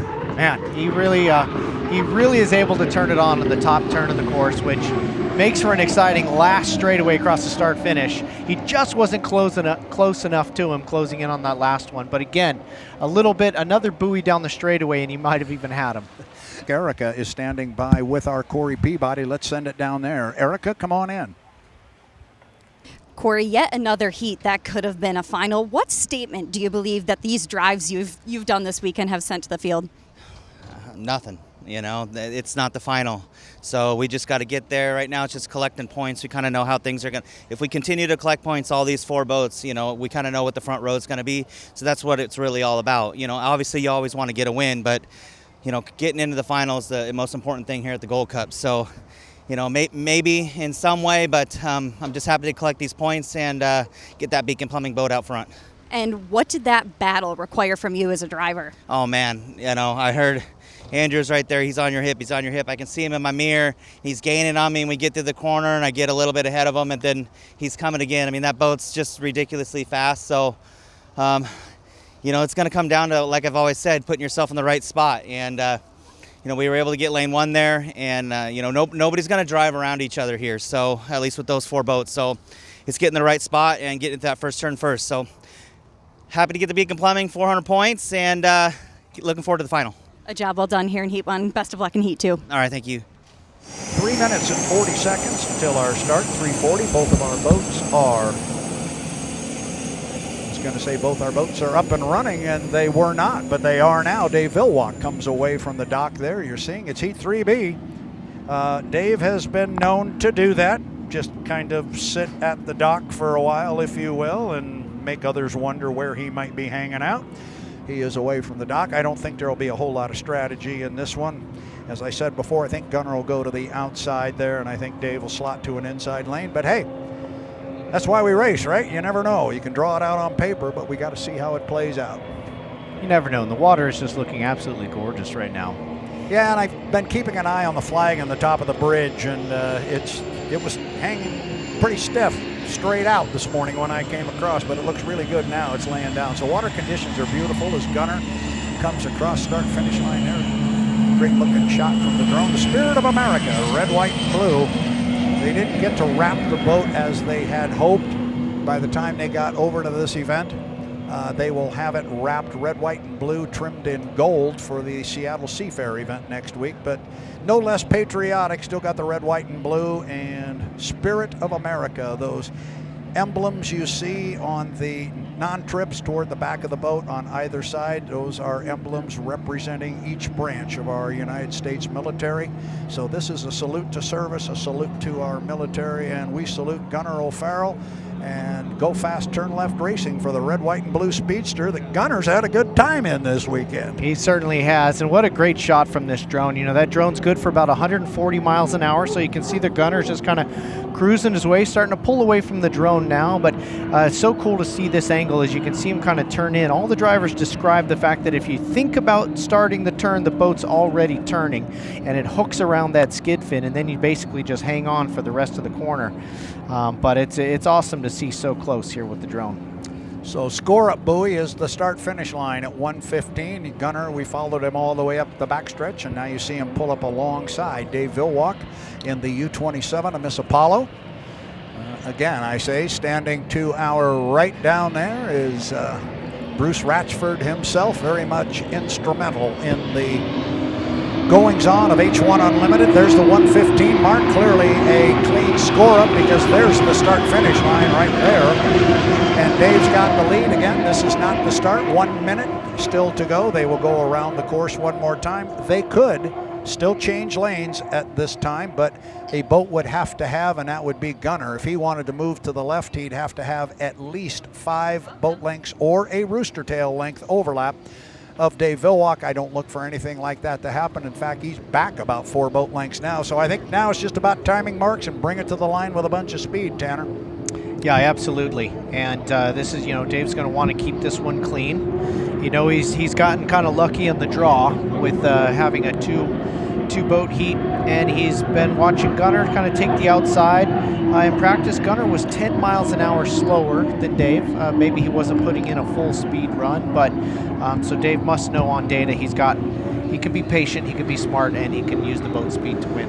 And I think he used that warm-up period where he just trolled up the backstretch before the score-up buoy. I think he was using that as his own test session. But here we go, inside 5 seconds, coming up at 3, 2, 1, mark. And clearly a clean start. Good start for both drivers. Dave Villwock got the jump across the line. We call that breaking the clock.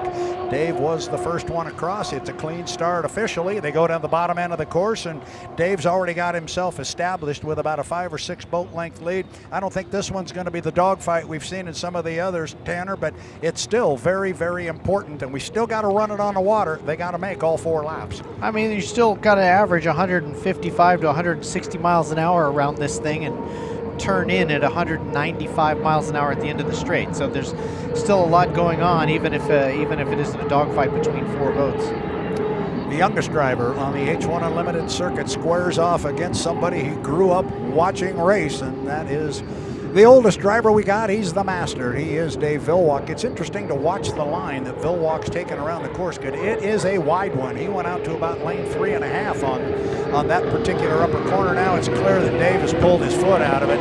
He's not running very hard. You see the water bouncing off the recovery area of the sponson. When he slows down like that, you see the water starting to splash a little bit further up on the sponson area, which means he's not getting the boat way up out of the water, and there's no reason for him to do, but look what happens when you slow down. You slow down, and Gunnar says, you know, I am right here, and he's going to sit right in that right side rear view mirror. Gunnar making a run at Dave Villwock here on lap number 2 coming off the corner.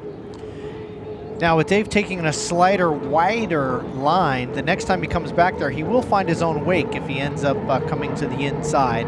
And we've seen earlier in this year, Dave gets surprised by a wake, go for a flight. In that case, he caught 2 rooster tails and had the most dramatic blowover I've ever seen. That was quite an event, and I'm sure that one's in the rearview mirror. Happened right about where he is there on the race course now, coming down to put the second of 4 laps in the book. And now you see this time Dave's got the front of the boat up out of the water, dancing a little bit higher. He's got his foot in it a little bit deeper. Gunnar's getting an outstanding boat ride on the outside. He's right on the other side of that rooster tail. He's about 5 boat lengths back. Gunnar's not going to go away. He's going to just let Dave know, you make a mistake, I'm right here. There, Dave finds his wake, just the edge of his wake from the previous lap. But it is interesting, comes in fast and ends up tracking out just a little bit on the exit, and then straightens himself out, almost V's the last 3/4 of the turn to get a long straightaway and a high top speed. That is a good-looking race boat. It is the 3rd winningest hull in H1 Unlimited racing history. It was built in 2007. It's been rebuilt a number of times. It never seems to disappoint. It's a very, very fast hull. It always has been. The boat has a nickname, Sharky, because when they had the Oberto sponsorship, it had shark's teeth on it, and it had an eye right behind the window there on the side of the canopy.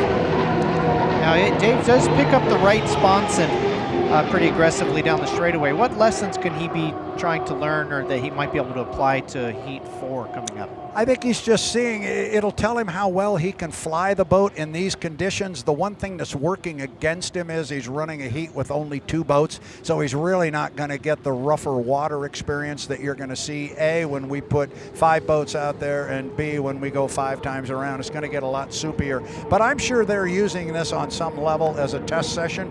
Who knows what combination they may have in the boat. They may be running something they never have before. But clearly he wanted to get comfortable on lap number 2 and just kind of cruise around, and Gunnar said, you can't do that. I am right here. This boat does roll. I'm very impressed with Gunnar O'Farrell, the spirit of America, as he goes right underneath our drone shot there. Checkered flag flies for Dave Villwock. It's the U-27 of Miss Apollo. And Bruce Ratsford, you got to be happy, because this is your first victory here on the Columbia River with a boat that you own. First place, Dave Villwock. Second goes to Gunnar O'Farrell in the spirit of America. Yeah, 2 boats or not, it's the same points for a win. So he collects 400 out of that, which is critical for Dave's championship. And I believe if my memory's working, I think Gunnar picked up 2 second-place finishes yesterday, so now he's got 3 of them. So that's 900 points he's got in the bank, so that's a good thing. And, you know, it doesn't make any difference. You're not the one that's down there doing the draw. You just race whatever they put in front of you, and you got to go out and do your job. He's doing his job. And I think we're going to throw it down to our Erica Allreed, who is standing by with Dave Villwock in the pit area. Erica, take it away. Dave, congratulations on that heat victory. It seemed like you were able to secure the advantage early on and then just drive it home from there. Did it feel as smooth as it looked for you from under the helmet? Yeah, and that's the way you want it. Of course, luckily it sounds like the first heat, everyone else got the penalties I was getting yesterday. So Gunnar and I tried to keep it clean, have a good race, and bring it back here in one piece. And what do you need to do come final time to have possibly the same result? Well, here for the Ratchford family and for the Apollo organization, and to win the heat for them in their hometown, that's a great opportunity and pleasure. And it's great that we've been able to put this team together and do as well as we have. And so I'm just thankful for everyone involved. Well, congratulations on that heat victory. We look forward to seeing you back out there this afternoon. Thanks. The U27, Dave Vilwalk, he comes in third in points on the weekend with 864. He just needs a good solid finish here. He will be on the front row of the final. And then rounding out our three-boat field here is Gunnar O'Farrell in the U21, the Spirit of America. He is fourth in points at 855. This is going to have quite the impact, this heat, on our next heat, because right now, sitting on the bubble and on the outside looking in is Andrew Tate, our top qualifier. Right now, he is number 6 in points. Wouldn't that be something? Yeah, sure would. So Andrew will be watching this heat very, very closely, because if Jamie Nielsen, who is on the bubble, ends up winning this heat, then Andrew will need to win his own heat in order to stay off of that back row, correct? Yeah, Jamie Nielsen has 750 points. So if he were to take a second place, he'd have 1,050 points. Andrew has 700. If Andrew got a second place, he'd only have 1,000. So Andrew has to win if Jamie gets a second or better. Ooh. So this is very interesting. Our boats are on the water. We're at 4 minutes and 15 seconds. Watch this one closely. I can tell you for a fact, Andrew Tate's watching it awful close. Yeah, the battle has already begun, because clearly Nielsen and, so we've had Dave Vilwalk and Jamie Nielsen both very aggressive at fighting for the inside lane. However, Gunnar has not pushed too hard to get to the inside, so he may let these two just duke it out in this race to the race. Yeah, I think you're exactly right, because these boats are all going to make it into the final heat. Really, all they're going to have to do is finish. And if they finish, first, second, or third, and there's only 3 of them, so they want to stay clean, stay legal, and score points. You're looking at Jamie Nielsen as he heads down to the bottom end of the race course with 3:23 until the start, and just beyond him, can't quite see it on our screen there, just off the bottom of the screen is Dave Vilwalk. He is coming out on the race course from the pit area. Watch Dave again, see if he does the same thing he's been doing. He's coming up the backstretch. He is at the exit pin of turn 1, and he is just, once again, he's crawling up the backstretch. There he is. And I can tell you one thing, there's no way Dave is going to do that same start procedure in the final heat and think it's going to work. Yeah, he's done that. This is the third time kind of using the same technique. In front of him, just out of our view, is Jamie Nielsen using the exact same technique. So he's on the inside cruising around at 40 knots or so. He's got to burn up a minute and a half before the 1:15 marker. Some of these boats seem to be able to drive a little bit slower than others without blowing out that turbine engine. But we'll see if Jamie can slow it down enough to claim that first lane. 2 minutes and 20 seconds to the start. What Tanner was just referring to is the fact the boats have to be behind the start-finish line, right in front of Tanner and myself at the 1 minute 15 second mark. There is no 80 mile per hour rule, and the boats can change lanes anytime before the entrance to turn 2 on the next lap. So these are not necessarily the laps or the lanes they will have to run in. They're not determining that yet. But this is the first part of the start sequence. They have got to stay behind the start-finish line at 1 minute 15. Jamie's still sitting on that inside lane. Yeah, it sure seems like Super Dave. I don't know him well enough to call him that, but I just hear you say it a lot, so I'm just going to dive right in. It works. It seems like he's not fighting for it too much. Seems complacent for lane 2, just making sure Gunnar knows his place out in lane 3. And as we come up to a minute 20, Got 5 seconds before we cross the line.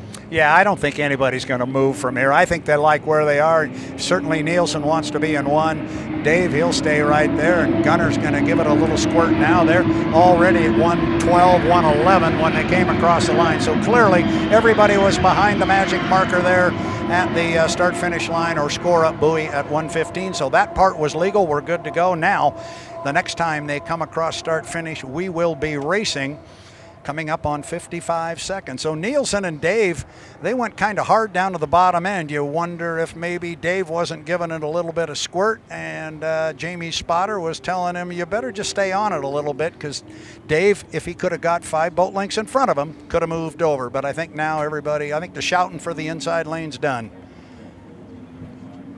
Well, this is a 2-mile course, Brad? 2.5. 2.5 mile course. So they need to average, I mean, at this point they're averaging about just over 120 miles an hour to do a minute 15 lap and come back at 0. So it looks like they're just kind of dawdling about, but still very, very quick over the water. That last yellow buoy is about the 9-second mark. So as they cross that one, it looks like we're a little bit early on the inside for Jamie Nielsen. We'll see if he slows it down before the start finish line. It's 5 seconds to go. Coming up on 3, 2, 1.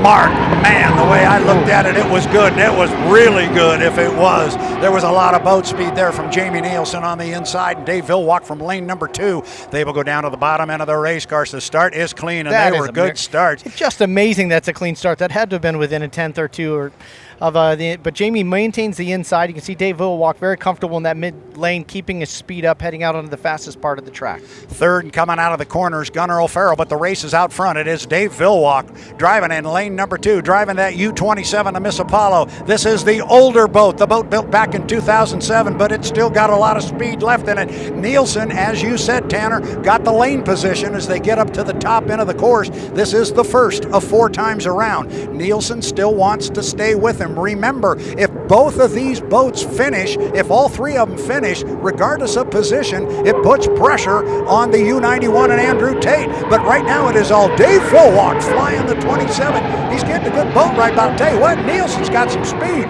Yeah, Dave, just as we talked about in some of the previous heats, ran quite wide on the exit of that tighter corner.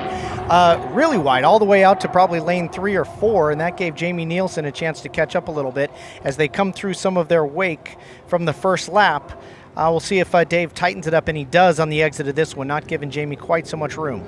Yeah, and you see Jamie had to scruff off a little bit of speed right there at the exit pin. He was actually closing a little bit on Dave, but now Dave has opened it up a little bit on him. So up the backstretch on lap number 2 of 4, Dave's almost got a full rooster tail, and at some point, if this continues, Dave would be able to move over on Jamie. Quite honestly, I don't think he's going to do it. I think Dave's got a line that he likes up there, and it's running about lane 2.5 or 3. Dave's that's an outstanding boat ride right there. The boat is just floating. He's doing a great job. Yeah, maybe an old boat, but it sure does run well. And it's been, ever since he pulled it out, honestly, it looks very smooth and stable and pretty calm on the water, even compared to Gunnar as he's coming through in front of us now, bouncing and riding a little bit.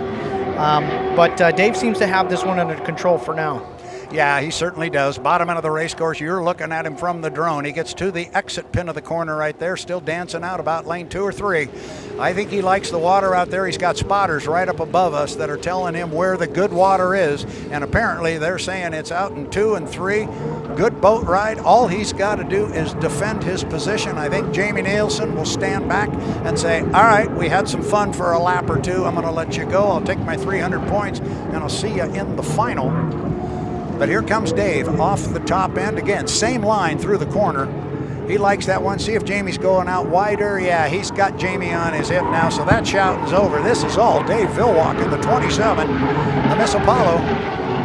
Boat owner Bruce Ratchford standing just immediately to your right, Tanner, and he's sponsoring the race. He's sponsoring the lead boat. He's a happy man right now. Sure is. Dave's been having a good weekend. I mean, penalties aside, just the drone gets a little splash from a 30-foot wall of water. And watching Dave go through here, you can really see all the spectators over there on the north side of the river. I mean, just an absolute packed house out here. It's been a festival for 3 days.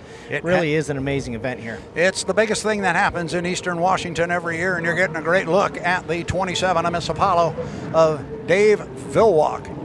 Like I said, this is the old boat. They've got the boat that was built last year in 2024, but this one was built in 2007. The boat they call Sharky, and it's got a very, very large and great history. And here he comes, Dave Villwalk. You want to talk about a winning legacy. You got that boat with this driver, and they're going to chalk up another heat win. Dave Villwalk, U27, Miss Apollo. Second place, and he was a gamer for a couple of laps. That's going to go to Jamie Nielsen in the U11, the flavor pack, and that is going to shake things up now for our next heat.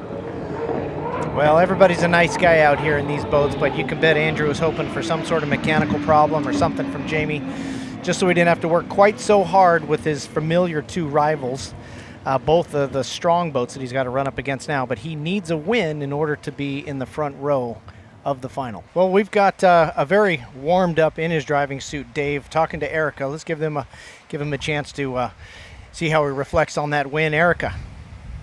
Dave, you took control of that race and never looked back from there as we watched from the dock. Can you take me through that drive en route to your second win of the day? Well, we knew we had to make a decent start. The 11 guys are tough, and they're tough on the inside. Wanted to get another second win for the Ratchet family and the Apollo family, which are part of the same culture. So it's a pleasure to do that for them and to do it here in Tri-Cities.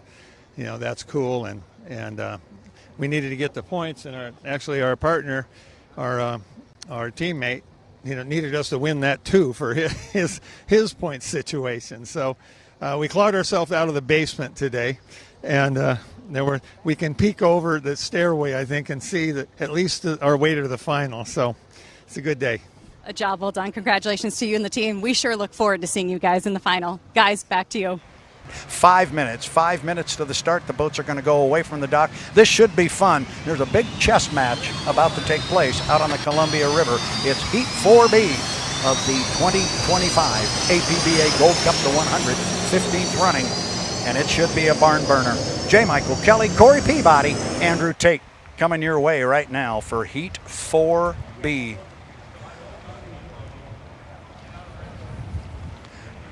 Looking for the boats coming out from the far end, and there they are down there. They are all three away from the dock. Buckle up, Mr. Faust. This could be a good one. There is a lot on the line. Andrew Tate got to do something he has yet to do all weekend. That's score a first place finish and put himself on the front row.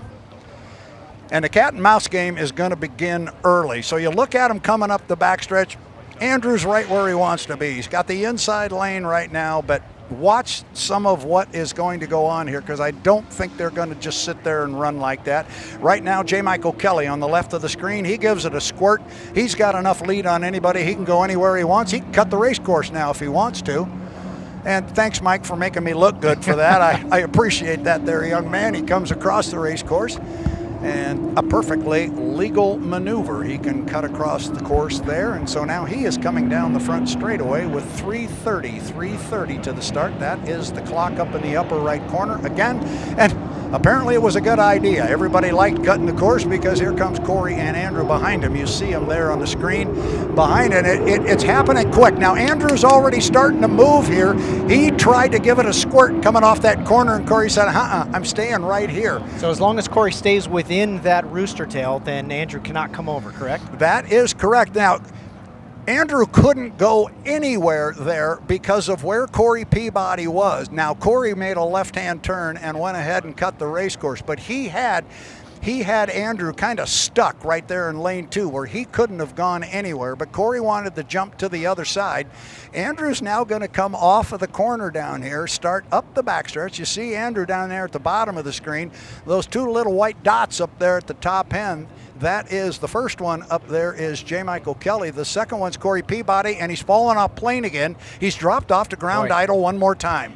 Honestly, he's got it spinning again, but that is something that's happened to Corey every single weekend this year when he goes to ground idle. Sometimes he blows that thing out, and it's cost him some results and points over the year. Cost him dearly in Madison, Indiana when that happened, but still our boats are spread out quite a bit. Looking at the screen there, at the top of the screen, that is Andrew Tate. Now, the way this looks, it looks like Corey Peabody is the second boat coming up there. It looks like he'd be very happy to stay in lane number 2. his teammate J. Michael Kelly sitting in 1 word, 1:55, Tanner. They only have to stay behind the start-finish line at 1:15.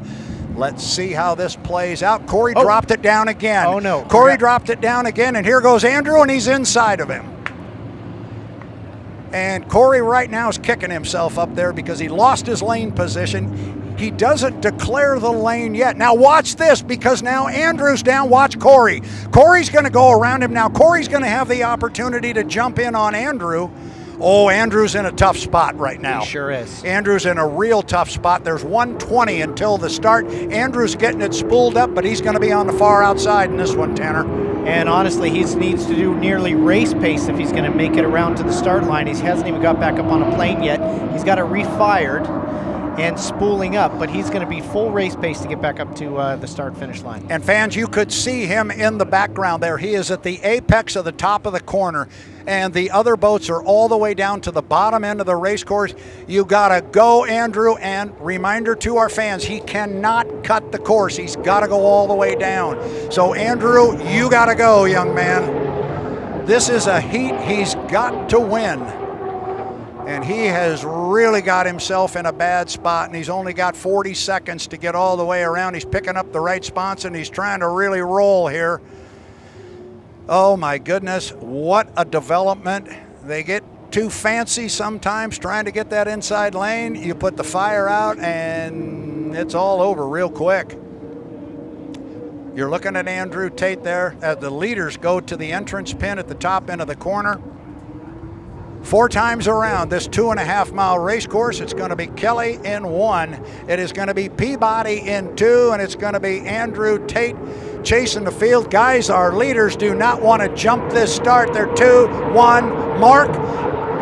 Perfectly clean start for sure. We'll get it officially, but there's your 2 strong racing boats. It is indeed a clean start, and it's Kelly in 1, and it's Peabody on the outside. I think Kelly's going to get down there first, and he is. J. Michael Kelly on the inside has got about a 3 or 4 boat length lead on Corey Peabody. Going to be interesting to see how they play this, Tanner. Now, Kelly has lane choice. Peabody certainly had a faster boat in qualifying. We'll see if it stretches its legs a little bit on the ends of these straightaway. But J. Michael Kelly, man, he performed so well. He was on the inside in the Heat 2, and if he repeats that performance, this will be very difficult for his teammate. Top end of the race course on the first of 4 times around. Look at Corey come right on the outside. I can tell you what, these 2 guys are not going to back down, and Corey is going to push as hard as he can to get around J. Michael Kelly. Might be easy to say back off. It's not going to happen. Virtually dead even at the end of lap 1 of 4. And unfortunately, there on the left side of the screen behind everybody and coming across start finish right now is an extremely disappointed and upset Andrew Tate. His Gold Cup could be slipping through his fingers right now. Yep, Corey catches a ripple there on the wave, and J. Michael Kelly's able to stay on the inside of it.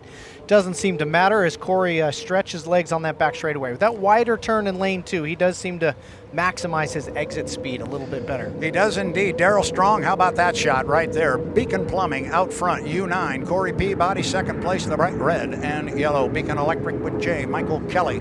Kelly hanging right on the inside. Good boat racing here.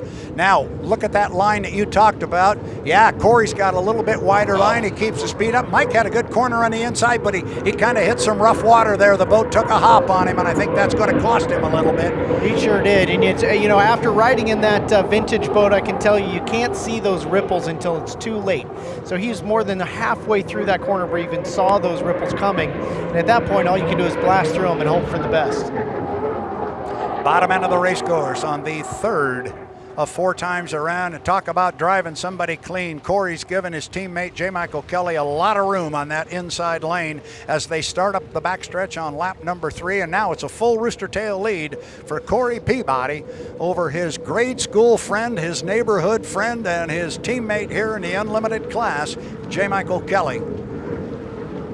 Andrew Tate is driving hard, but Tanner, it's not going to make any difference right now if everything continues to go and these boats continue to run. He's not going to close on anybody. No, at this point, need to minimize the risks. I mean, teammates are doing each other solid now that they're not hull to hull. But they're already looking ahead to the final at this point. They are. the white flag is on the race course, which means this is the final lap. Corey's going to get down there with about a rooster tail lead on J. Michael Kelly. There you get a great shot of Kelly coming right at you. Corey's driving it. Whoa, Corey hit a big roller down there. The boat came completely out of the water. You saw it there from the drone. You can see there in the wash halfway through the corner, there's all of a sudden no mark in the water where he really skipped. But he brought the boat down, and you see Mike was able to close up some ground on him there, but he still got basically a rooster tail behind, and that's how quick it can change. This is the final lap. Corey just has to negotiate the top end of the race course, and he will bring it down and pick up 400 more points. It's been a big weekend so far for Corey Peabody, but as I said when we got started, he'd trade all of those first place finishes for the one coming up at 5 o'clock. He is your winner of Heat 4B of the 2025 APBA Gold Cup. Corey Peabody, U9 Beacon Plumbing, second place. We'll go to the U8 Beacon Electric and J. Michael Kelly. And oh boy, here comes a very disappointed and I'm sure upset with himself, Andrew Tate. Yeah, it sure seems to be a fine line about letting these boats blow out at ground idle. And, you know, we'd seen Corey do it a couple times. I don't remember seeing Andrew Tate have that happen to him, but it's unfortunate, and it can change the results drastically. It can change them very drastically, and now that's going to change very much how these teams approach our final heat, what their thoughts going to be going into it. But unfortunately, we'll run the numbers, and yes, anything can still change. The boats do have to go through tech inspection, so don't write anything in ink. Out on the water looked pretty clean, and it did not look terribly good for Andrew Tate and the Goodman Real Estate U91. They needed a victory in that heat. They didn't get it. He came in with 700 points. He's going to pick up a third place, given everything goes through tech, 700, 225. He's going to have 925 points. And I think Erica is standing by with what I assume will be a rather happy Corey Peabody, but I'll bet he still has his game face on. Erica, what do you got for us? Congratulations. There was a lot of talk surrounding this heat race. Who needed to go where, who needed to take what place, but you knew your job and you executed it flawlessly. So can you walk us through that run? Yeah, I mean, we knew where we needed to be, and, it's always smart to be inside of fast boats, so that's what it was. Unfortunately, I flamed out twice on the backstretch down there, but we were able to get it fired back up and going. It's hard to do it when you're going upriver like that to get them to spool back up, but I was able to do it. Unfortunately, Andrew jumped inside of me when I went down, but, hats off to him for doing that. But we were able to get the win here still and collect 400 more points. We're on the front row in the final. What else can you ask for? And talking about those moments where you kind of got down on plane, how were you able to remain calm knowing how much was on the line in this heat? They tell me to stay calm on the radio, so I'm always hearing that, I know what the process I have to do to get it going. I know how long it takes, so looking at the clock, I was fine. Outside of losing, my lane position to Andrew, which is, scary to say the least. But we're able to sit back and go, and then, he flamed out, looks like, and it all worked out for the best, for us. I mean, hats off, great day for Apollo, be here, Goodman, Beacon Plumbing, Beacon Electric, Flavor Pack, all these sponsors. Thank you so much for your help, the fans, thank you. And I'm ready to get in that final. We look forward to seeing you there. Best of luck to you and the team. Guys, back to you. And we're going to take a look at our field now because, ladies and gentlemen, we are 9 minutes and 18 seconds from the start of the 115th running of the APBA Gold Cup, and we are going to start with the U27, the Miss Apollo. There it is. It is in the water, getting ready to go. The boat is driven by the man himself, the winningest driver in the history of H1 Unlimited. He is Dave Vilwalk, 67 victories, 10 Gold Cups. He comes into this heat. He was number 7 in points when we got here this morning, and now he's number 2 with 1,264 points. Let's take a look at the next boat that's going to be on the dock because they are all there. We're going to have boats out on the water here in 3 minutes and 40 seconds. 3 minutes and 40 seconds. What a great shot there. Look at all the color there in a late afternoon sun. We got Jeff Bernard's boat there. Now you are looking at the U91, the Goodman Real Estate, as Jeff Bernard walks in front of the picture there and heads on down the dock. U91, Goodman Real Estate, Andrew Tate. There's the young man coming up there from Canton, Michigan. He's looking pretty proud right there and pretty rough and tumble. He's disappointed right now. However, he cannot let that bother him. He's got to drive that out of his head. He's just got to go out there and drive the best race he possibly can and let the chips fall where they may. Never know what's going to happen. I mean, he had a target on his back the whole weekend. That's what happens when you qualify number one right off the bat. Yep. And unfortunately, it didn't lay out his way. He had some things, unlucky things, and had some just some problems. But here he is in second row, and like you've said, it's happened before, and it could happen again that he could win from the second row. The U9, the Beacon Plumbing, boy, have they had a weekend. Second fastest qualifier. He has won 4 straight preliminary heats, he being Corey Peabody. And there he is looking tough. And he's feeling pretty confident, I think. Remember, since he joined Strong Racing in 2020, he has never lost on the Columbia River. And he feels he's got to have the back of his owners, Daryl and Vanessa Strong, who live just across the pond here over on the Pasco side. He takes that stuff personal. I know that man right now is riveted as far as being focused. Well, he has had an amazing weekend. He hasn't probably thought in the last few minutes at all about the last few days, because it's really all about what's right ahead of him, and he certainly has the intensity to get the job done. Here's J. Michael Kelly's ride, the U8, his teammate of Corey Peabody, but he's a teammate until they leave the dock. There's J. Mike, a young man who's won 2 Gold Cups, would love to claim a 3rd right here on the Columbia River. He's won here before. He knows what it takes. The boat is fast. He comes in 3rd place on our points over the weekend with 1,229. If anybody can coax a win out of that boat from an inside lane, it's J. Michael Kelly. Well, you said it. That's where he had his most success all weekend, was from the inside. He hadn't converted a win until that point, and he surprised everybody, to be honest. And so I'm sure he'll be looking for that inside lane as we get to the race. Here's Jamie Nielsen, the driver of the U11, the Flavor Pack. Young man out of Gig Harbor, Washington. Super nice guy, great family, driving for Scott and Shannon Rainey out of Cle Elum, Washington. That is Shannon Rainey on the far right of the screen there. What would it mean for them to pick up their first ever victory as owners and to do it and basically home waters in the Tri-Cities at the APBA Gold Cup? It would be something special, but they're in it, and before you can win it, you got to be in it. They're going to be in the show. Yeah, they certainly have as good a chance as anyone here.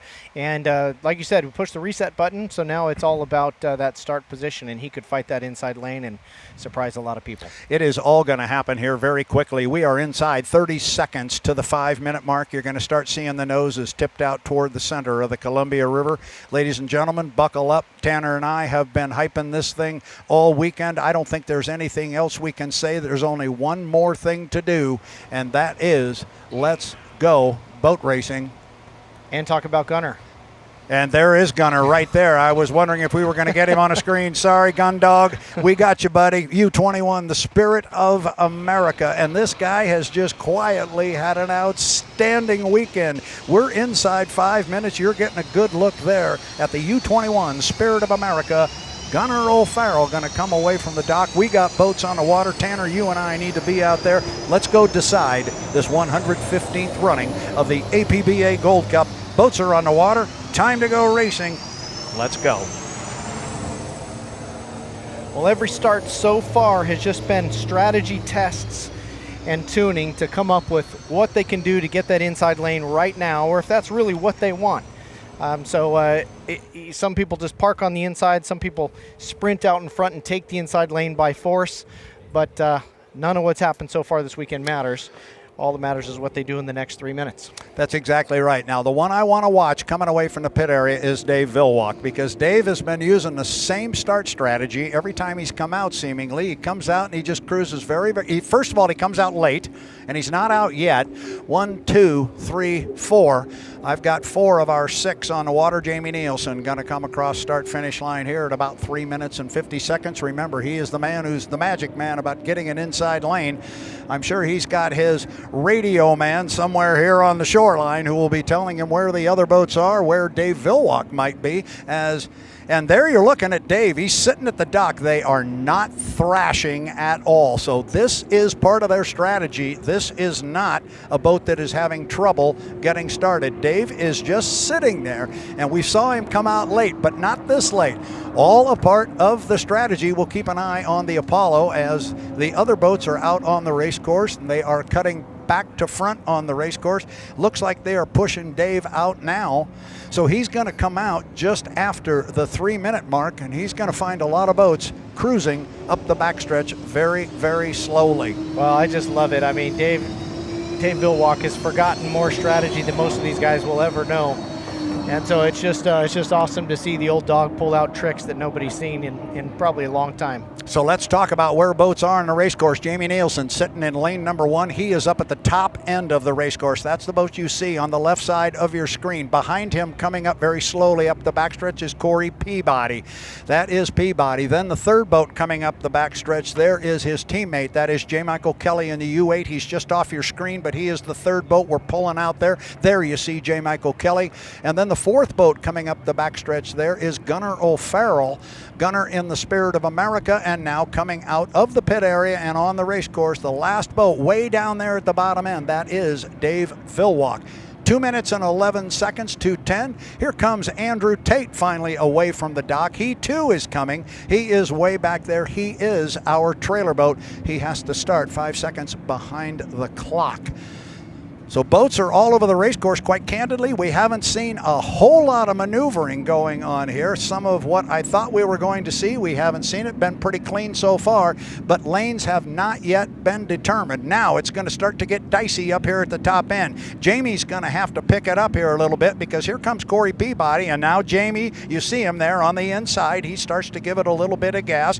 Corey's starting to step out a little bit wide, and teammate J. Michael Kelly just dove inside of him. So now Kelly has gotten inside of Corey Peabody. He's sitting in lane 2. This is not the start. This is the score up. They've got to stay behind start finish line at 1:15. That's going to be a little close this time, but they're going to be okay. J. Michael Kelly the first across. This is going to be interesting. Right now, J. Michael Kelly is sitting in lane number 2. Corey is sitting in 3. Vilwalk is sitting in 4. And coming across the start-finish line right now is Andrew Tate. I don't think you're going to see anybody change lanes at this point, because it's going to be 2. Unless you see J. Michael Kelly. He might make a move. Can he come over? His radio man's got to be telling, and he did. He did. He moved over on Jamie Nielsen. It looked like Jamie Nielsen went across the wake. We'll find out better as they close up to them here, but I think Kelly has put himself in lane number 1. He has indeed. Nielsen is sitting in 2. Then it's Peabody in 3. There goes Gunnar on the far outside up toward the top of the race course, and in lane number 4 will be Dave Vilwalk. The clock says 20 seconds. Nice move by JMK to get that inside lane, Tanner. Oh, it sure was. We talked about how critical that was for him. He's comfortable on the inside. As we come down to 12 seconds, they're about 3 seconds early around that corner. This is going to be super tight at the line. 5, 4, 3, 2, 1. Mark. I don't know if my clock is legal, and if my clock is right, we'll let the start is under review, because it looked like maybe we had a couple across. Oh my goodness. And Andrew Tate comes across. Now, first boat to get down to the lower end of the race course, J. Michael Kelly. He broke the clock, but was it early? And I think he's got Corey coming with him. Yeah, that's Corey coming off the corner. So it is J. Michael Kelly on the inside. He's opened up about a half a rooster tail lead, and I believe that is Corey Peabody that's running with him. I'll tell you what, our third place boat right now up the backstretch is Gunnar O'Farrell. He is running in 3rd. Vilwalk is pulling up alongside of him in 4th, and then it's Jamie Nielsen back in 5th on the inside. Kelly took a big hop at the top end, but he got her back down. Kelly taking a tight line. Kelly's driving the daylights out of it, Tanner. He's getting a rough ride, but he's really pushing. He sure is. The water's rougher than he's seen so far, but he is absolutely, he sees that he's got clean water in front of him, and absolutely foot to the floor as his teammate tries to redo what he did in the 3rd heat, which is kind of move on past him. But I got to be honest with you, I feel like 3 or 4 boats might have been early. We could have Gunnar in the lead at this point. We really could, and I don't know how accurate our clock is. We have been off before, but usually we are dead on. So we will just wait until we hear from the officials. We are on lap 2 of 5. J. Michael Kelly up the backstretch. Now he's got almost a full rooster tail on Corey Peabody, and this is kind of shocking me because JMK is showing some real speed. We heard talk of a brand new special motor for the weekend. Is that what he's running out there? If it is, it's working. Well, I don't know. He's coming into that section where he got bucked before. Smoother water this time around. Corey's really got to, he does take a little bit of flight there on the exit. Corey's got to really start getting his exits out of these corners to maximize the straightaway speed. Meanwhile, there's a race for third back there still as we have Nielsen battling it out with Super Dave, and the Goodman Real Estate still trailing back. Our race is out front, and it is the two strong boats, and they have really opened up water on the field. They are way down, but again, our start is under review. That's right there in big block letters. And now Corey Peabody has pulled up. He's made some ground up on his teammate, J. Michael Kelly. They are teammates, yes, but they race individually. They are not buddies right now, but Corey is running right with him. The question is going to be the start, but also the question is going to be which one of these two. Peabody closing on his buddy JMK up the backstretch. There you get a look at both boats from the drone. Corey really closing on him now. This is going to be a good run down the front straightaway. They are on lap 3 of 5. There's J. Michael at the top end. There comes Corey right with him. Tanner, this is going to be a good run down to complete lap number 3. Incredibly tight match. Just Corey gains on him. He gained at least 3 boat lengths in that last lap, and he's gaining on him down this back straightaway. If he does that again in lap 4, it's going to be really close on the start-finish line. J. Michael Kelly really is flying the boat. The boat is way out of the water. Coming into the top of the track, you can see the wake is just bigger than it has been before, as Corey's dealing with that wake a lot better. But Corey makes the pass on the back straightaway, builds that speed. J. Michael Kelly, of course, will have that inside lane going into the top of the course. Good job, Tanner, up the backstretch. About a 3-boat length lead for Corey Peabody. Again, the big question, is it legal? There is question about that. The start remains under review. Our officials are up above us on the right, and they are going to be looking at the film. They will get it to us as soon as they possibly can. Now it's Corey off the top. He's going to come down. We'll see what kind of a flag he gets. He should get a white flag this time. Should be the white flag. It flies.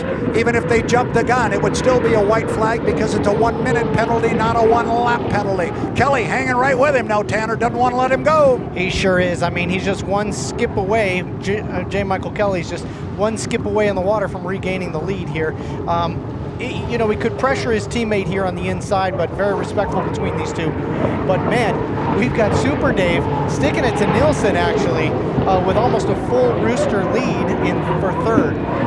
Coming off the bottom end of the race course on the 5th and final time around, Corey Peabody now has opened up almost a full rooster tail on teammate J. Michael Kelly, but the question still remains, was the start legal? It appeared as though we had some jumpers. It appears as though some of the boats may have been a little anxious, but we're going to call them the way they are on the water, and the way they are on the water right now is Strong Racing running 1-2, and Corey Peabody is going to come down and apparently collect a victory, at least on the water, in the APBA Gold Cup for 2025. Peabody across first, then it's J. Michael Kelly in second, and we've got a whale of a race coming for third. Up at the top end of the race course, Jamie Nielsen is driving the daylights out of the U11, the flavor pack. He is on the inside trying to run down Dave Villwalk, but Dave Villwalk is going to come home in third place in the Miss Apollo, the U27. He comes across the start-finish line. Jamie Nielsen with a great run in our final heat, and our 5th boat across the line, Andrew Tate. He was able to pull up on Gunner and get past him. Gunner will come home in 6th, but hold everything, because we are awaiting to hear what the situation was with the start. We knew the start was close. We knew the start was under review. Here's the replay of the start. Let's take a look. This is top end of the race course. Oh, great. We got the clock up there. Gunner on the outside, sure enough. Gunner's the lead boat coming off the top end of the race course. So here they come. Now, Kelly on the inside is going to really give it a squirt, because I don't think there was any question if there were gun jumpers that he jumped. Kelly's going to come into the screen from the left. Now he's on the far right. It's tough to see. There's the buoy down there in the right corner. Boom. And so the first 3 boats across the line were the 8, the 9, and the 21. So here is another look at it. My goodness, we could be sitting on an incredible story here, Tanner. Could Dave Villwalk, after all these years, get victory number 68? Could he get his 11th Gold Cup and tie Chip Hanauer for the record for the most Gold Cup wins? We could have a heck of a story developing here. Here's the drone shot. Boats coming down. It's tough to see from here. It would be... They should be at 9 seconds at this buoy, and here they're still at 12 seconds. So this was, I mean, an indicator that it was going to be tight. Somebody was going to have to lift. Somebody was going to have to pull their foot. And there's the buoy down there, and boom. Oh, here we go. Now, this is good. If we can just click this forward, you got 0.7 of a second there, and it has to show the hash marks. You're not at 0 until you see hash marks on the clock. So if we can click that forward, oh boy, look at that. Boy, maybe Nielsen also. How about Nielsen? But you clearly have got two boats across right there. Dead center in the middle, that's Corey Peabody. He's not across yet. Now it's a legal start. Boom. And there it is, right there. You've got the dash marks. Wow, great work by the guys in the truck, because you've got two legal starters there, the Flavor Pack, the U11, that's the yellow boat in lane 2, and Dave Villwalk out there in lane 4. Great work in the truck. It is his 11th Gold Cup championship. Yep. It is his 68th career victory. That's a 6 and an 8. Well, it's a nice feather on the cap before getting inducted into the Hall of Fame. Absolutely, and Erica is chasing down Dave Villwalk right now. We will have him shortly. Dave drove the daylights out of that boat. They were back in, and he'll tell you, 3rd place, 4th place water. It's not smooth back there. No. And he and Jamie were flying the boat. They're running in wakes in front of him, and he held onto it. He got it. And this is just a huge story. A couple of us have been saying for a few years, what if Dave could get another Gold Cup? And Erica is ready with Dave Villwalk. Let's go down there. Erica Allreed, take it away with Super Dave. Dave, in a wild turn of events, you are now listed as our winner pending final inspection. With this win, you would officially tie Chip Hanauer in the all-time Gold Cup victory win list. Based on the emotion we saw from you as you learned the news, is it safe to say the 11th is just as sweet? Oh, it is. I can remember when I went to work with Hanauer, and he'd won, I think, 40-some races at the time, and I thought, how would a guy ever win 40 of these things? You know, and then when I made it to 67 and now 68, and to match Chip's 11 Gold Cups, I wanted to beat me. You know, it's a special time for the Ratchford family. This entire organization that's been put together in a hurry, but what a great group of people. Taylor Evans, he was a protege helping on Billy Schumacher's boat. In 2013, he was mowing the lawn over in Issaquah, and he came over to help me in the afternoons after work, and he's got a love for hydroplanes, and he's been working hard for 10 years to be lucky one day. And you know, that's when I left the truck. I said, it's time to go make some magic happen, and that's what we did. That you did indeed. And as I just went to grab you, you were celebrating with your team, taking pictures, and Bruce could just not believe it. He has to be over the moon. Yeah, well, he's a huge fan of the sport. Bruce and I were both sheet metal workers back when he started, and we share that, and it's just a super relationship. And to be able to put together this team of people to run both of these boats. 91 had great luck in Madison. I didn't. We had better luck here. They didn't. But as a team, we're trying to put our best foot forward every day and represent the Apollo team and the Goodman team as the best we possible can. It's very much a family culture, and Bruce is all about people, and we're so lucky to have such great people. Dave, thank you so much for the time. It was such an honor and such a treat to witness that one. Congratulations. Well, it'll be fun to grab on that Gold Cup again, won't it? It's been a while. We look forward to seeing that. Yeah. Back to you guys.